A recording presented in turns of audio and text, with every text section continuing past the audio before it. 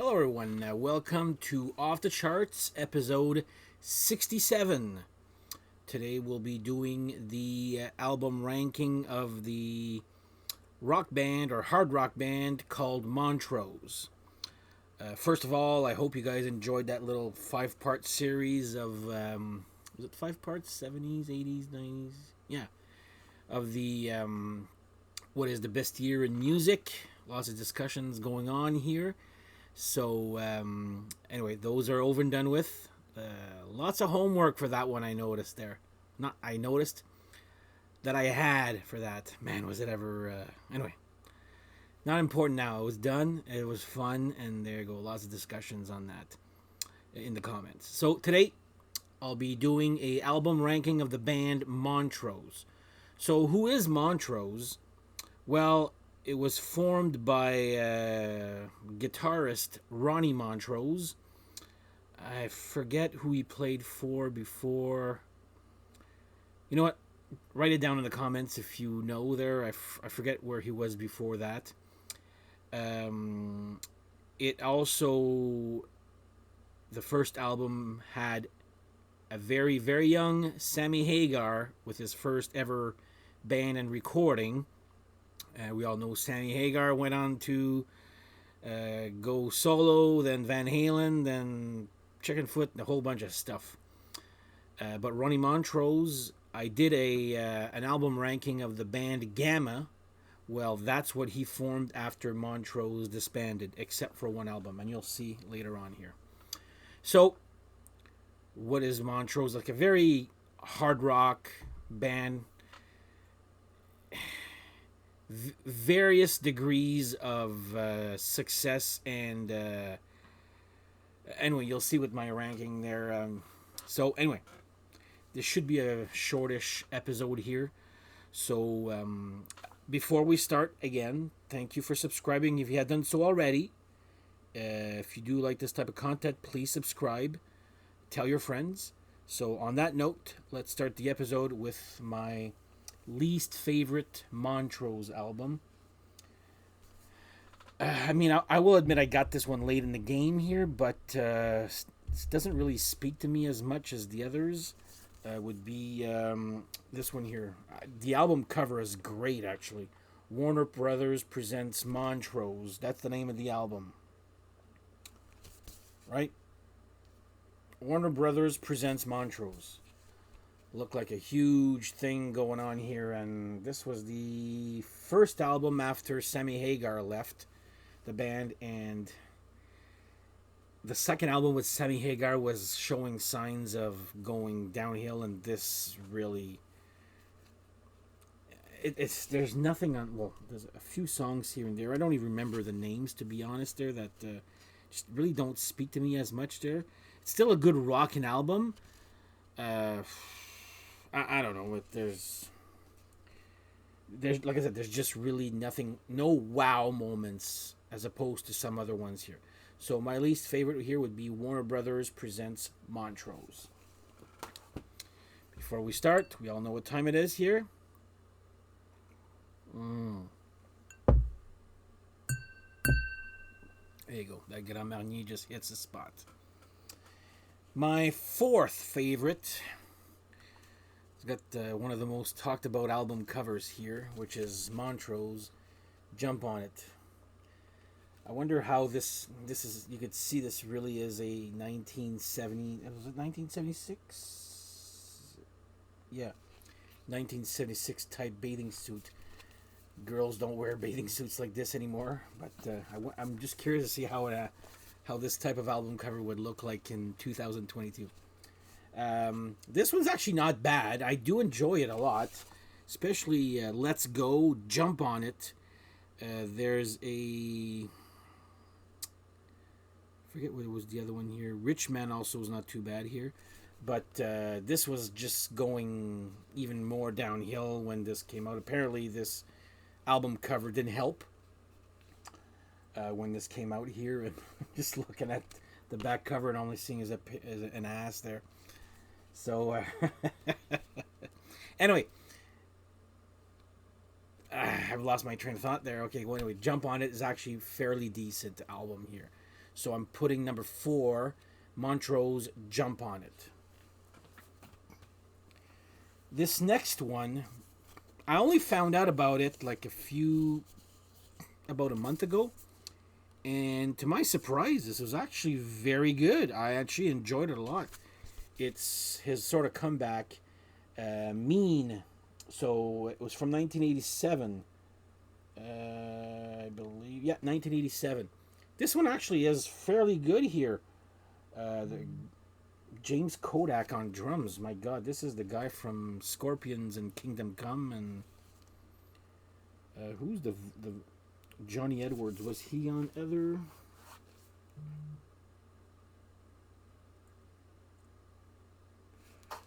Anyway, I don't know the vocalist that well. They're from his previous other bands, but you know what? I enjoy this one a lot. Mean, not the very best album cover there, especially from Enigma, but I did enjoy this one a lot here. Stand, Pass It On. I forget. I don't know the titles as well for this one here, but like I said, I was just very pleasantly surprised at how good this one was compared to. I mean, this was, if it wasn't for. Well, you'll see the next choice there. If it wasn't for a few really gem songs, almost would put this number 2 here. But anyway, we'll see what number 2 is here. So number 3, I'm putting Mean by Montrose. Sort of I guess this is what he did after Gamma split up. But yeah, I was very pleasantly surprised by that one. Let's have another cheers here.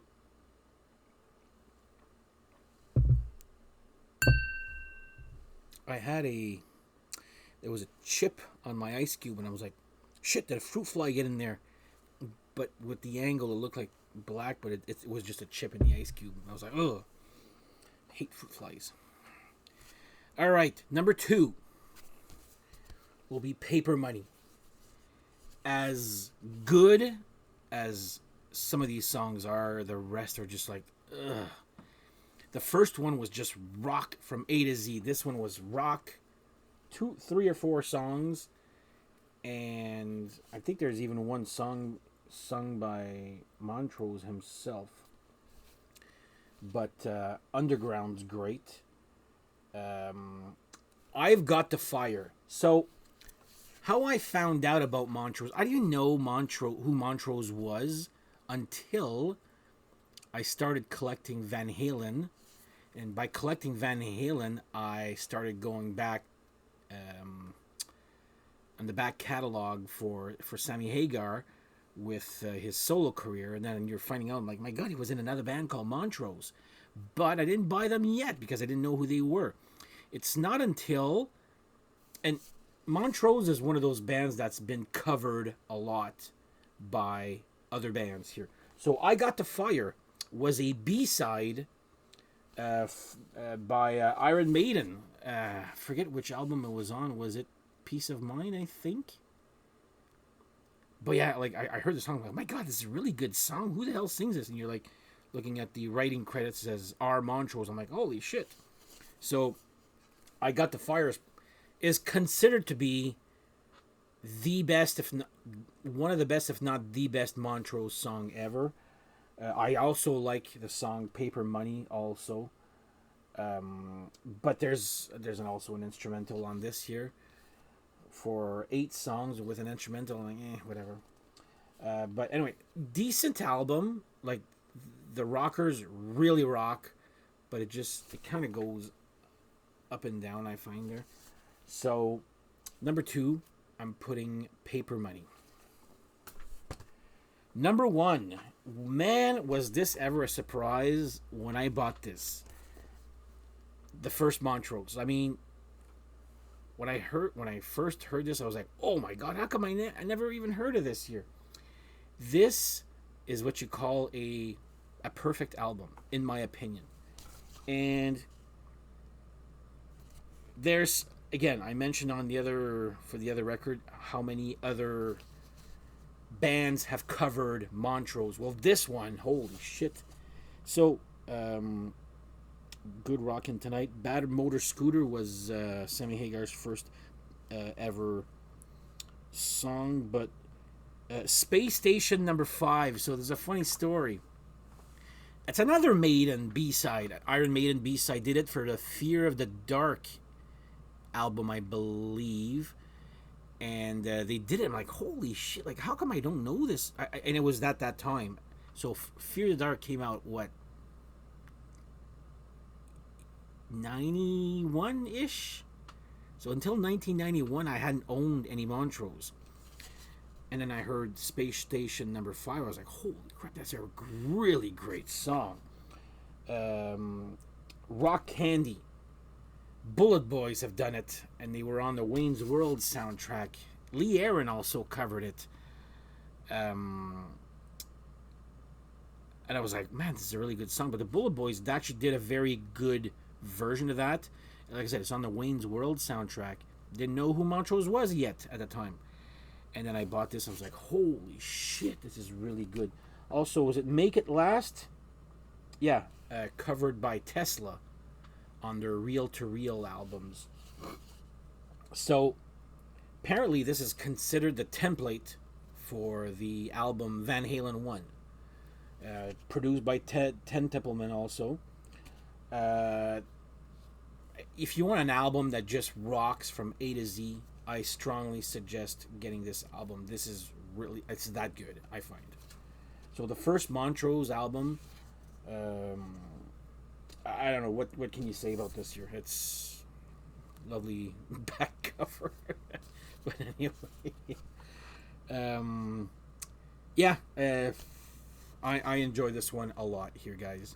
So I'm not telling you to go buy it there, but you know what? Check it out. It's especially Space Station number 5, Rock Candy, Bad Motor Scooter. If you thought Motley Crue was the first one to do the no. Check out Bad Motor Scooter. This dates, is it 1973? This album? Yeah, 73. So yeah, apparently one of America's first hard rock bands at the time there. So anyway, Montrose, I know I've spoken a lot about this album already there. I'm not gonna keep on yakking there, but I'm just saying this album is that good, in my opinion. So number 1, Montrose, self-titled, their first one. And there you go. That's my album ranking for the band Montrose. Again, he also did Gamma. Unfortunately, he had passed away. Was it 5 or 6 years ago? Maybe more. I don't know there. I know that him and Sammy had buried the hatchet because he played a reunion gig with Montrose a couple years before he had passed away. So anyway, check it out. Like I said, the first one is the one I would say really worthwhile. Paper Money is good. Mean was just surprising. Like I was told it wasn't that great. I was expecting it not to be that great. I actually enjoyed it a lot. Rocks a lot more than those other two Jump On It and Warner Brothers Presents whatever. So sorry. Maybe I need some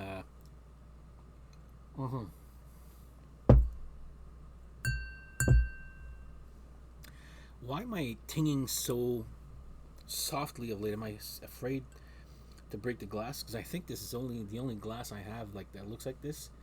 Well, this size anyway. All right, anyway, this has gone on long enough here. So that's my ranking of the band Montrose. If you're curious, the first album is the one worth checking out. So on that note, have yourselves a good whatever. Like I said, thank you for subscribing if you haven't done so already. If you do like this type of content, please subscribe if you haven't done so already. My God, I'm repeating myself. Tell your friends. And actually, I just a little side note. Speaking of Grand Marnier, I actually just emailed them. They're letting them know about this channel. Let's see. Not that I'm expecting anything there, but let's see if they actually take notice of it. So anyway, on that note, have yourselves a good whatever, and we shall see you next episode. Have a good one, guys.